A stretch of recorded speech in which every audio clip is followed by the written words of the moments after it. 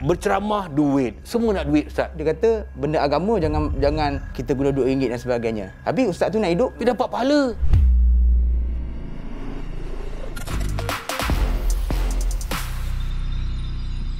Bismillahirrahmanirrahim. Assalamualaikum warahmatullahi taala wabarakatuh dan salam sejahtera bagi mereka yang bukan Islam yang menonton Semang Viral di TV9. Pantas, padu, padat, pendek aja 10 minit. Penuh dengan info yang penting bermanfaat. Dan bersama dengan saya Ustaz Fakhrul Radi Kamarudin. Baju cantik, UNIC. Kita nak bercerita tentang tentang kehidupan, Ustaz. Dalam hidup ni, Ustaz, pahala penting ke duit penting, Ustaz? Ustaz kan? Saya minta Allah bantulah dalam jawapan ni kan.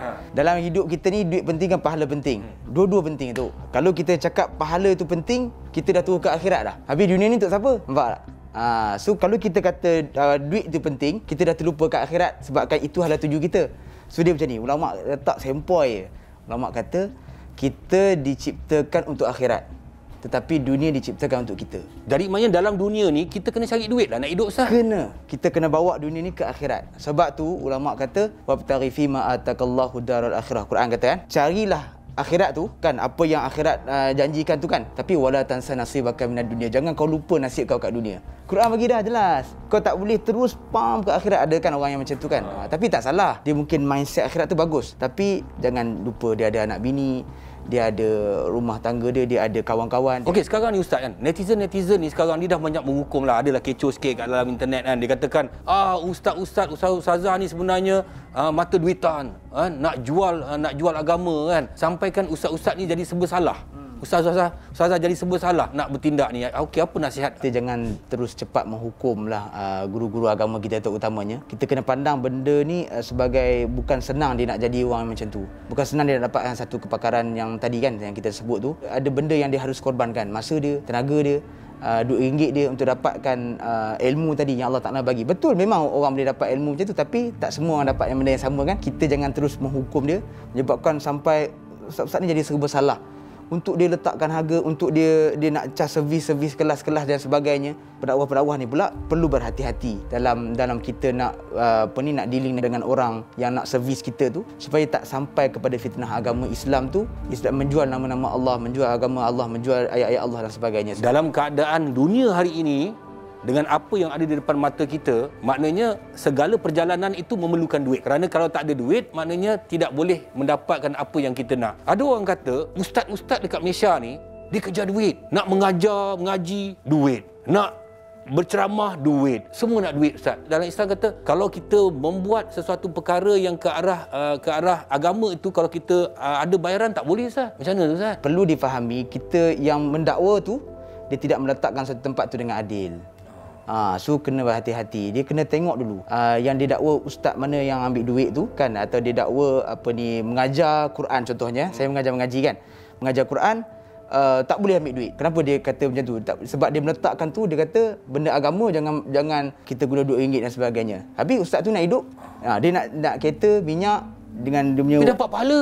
Yalah, pahala tu tak boleh tak tukar jadi duit sebab kita tengah kat dunia. Alhamdulillah agama kita ni bagi satu guideline bagaimana kita ni nak hidup di dunia ni menggunakan kita manfaatkan benda kat dunia ni. Dalam masa yang sama, berhati-hati dalam isu tadi. Isu iaitu ustaz-ustaz ni tadi dia tak boleh ambil upah ni. Dia nak ambil upah mengajar agama ataupun upah mengajar Quran dan sebagainya. Boleh tak boleh? Imam Nawawi kata ada beberapa pendapat, ada yang keras kita tak boleh langsung. Ada. Memang ada pandangan tu. Yang kedua dia lembut sikit. Antaranya Imam Syafi'i, Imam Malik kata boleh ambil upah asalkan dipersetujui oleh siapa? Oleh orang yang nak bayar upah tu dengan ustaz tadi tu. Kena ada agreement lah. Oh, maknanya setujulah. Setuju. Tapi kalau ada ustaz tu dia letak harga? Harga tu cerita lain. Dia kata okey, saya kalau nak belajar mengaji dengan saya, harga dia begini. Masa dia begini. Boleh tak, ustaz? Boleh. Boleh juga. Boleh sebab kita tengok pada tadi keharusan tadi tu dia bergantung kepada tengok pada kos-kos dia, pada dia punya masa dia, pada expertise dia. Kalau dia kata datang rumah nak mengajar, minyak kereta dia, tol dia. Betul. Expertise sudah tu. Kalau senang kenapa tak ajar sendiri? Tak pandai. Jadi benda tu kita perlukan kepakaran orang lain. Yang tadi yang bab Quran agama tu, itu kita tak boleh kita tak boleh kata kita jual ayat Allah, jangan. Tapi servis tu. Sebab tu kita kena faham, dia kena berhati-hati sikit. Tapi ada teguran juga selepas ni, kalau ni ada teguran juga untuk mereka yang meletakkan harga dan sebagainya. Tapi meletakkan harga ni macam mana Ustaz? Meletakkan harga ni kena hati-hati tu. Jangan sampai kita bawa pada ruang-ruang fitnah tu. Orang tu kata ustaz ni jual agama, penunggang agama kan dan sebagainya. Dan orang tu terus bantai kalau bab mengaji je apa semua nak kena duit. Ustaz ni terlalu gila duit dan sebagainya. So kena hati-hatilah. Kena hati-hati. Asalkan benda tu kita bagi nampak dia adil. Dia adil kat situ. Ustaz-ustaz ni pula dia kena pandai lah. Dia charge tu adalah untuk servis dia. Jangan kau pergi kira macam satu ayat aku baca Quran, kau kena bayar aku. Tak boleh. Contohnya berapa jam saya baca kan? 5,000. Contoh kita charge. Boleh Ustaz? Benda tu bawa fitnah, tak boleh. So yang macam tadi mungkin lebih kepada servis, kepakaran, dia punya masa dan sebagainya, pada itu saja yang selayaknya lah. Tapi ada juga ustaz yang dia tetapkan harga. Ceramah aku 5,000. Boleh Ustaz? Boleh. Boleh juga? Boleh. Semua boleh Ustaz? Boleh. Memang viral ni. Orang tu tembak kalau geng dia semua boleh kan. Tak adalah. Berasaskan tadi. Letak boleh tetapi berpada-pada. Jangan sampai bawa fitnah. Bawa fitnah kepada agama kita yang mengatakan bahawa Islam ni terlalu macam mata duitan, tak boleh. Menjual agama. Menjual agama. So di sini sebab tu antaranya Imam Nawawi dia letakkan dalam kitab dia At-Tibyan. Kitab Tibyan ni antara rujukan-rujukan guru-guru Quran lah kan.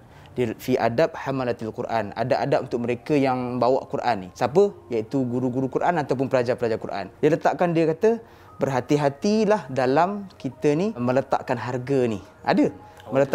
Meletakkan harga ni ataupun menjadikan Quran ni sebagai sumber pendapatan. Contohnya Quran agama lah kan, sumber pendapatan kerana dia boleh bawa kepada fitnah-fitnah agama. So saya boleh sarankan apa? Ustaz-ustaz ni semua dia boleh dia jadikan servis dia profesional. Bila jadikan servis dia profesional, contohnya kita buka satu akademi ke, kita buat apa-apa servis kita tu dengan cara yang profesional lah. Kalau orang boleh bayar kelas muzik banyak.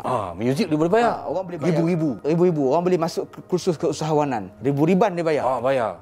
Panggil speaker bayar ribu-ribu boleh. So bila panggil ustaz, bila expertise dia sebab apa dia bayar tu? Dia bayar sebab kepakaran dia. So kita gunakan di situ kepakaran ustaz-ustaz ni juga harus kita nilai ada value dia.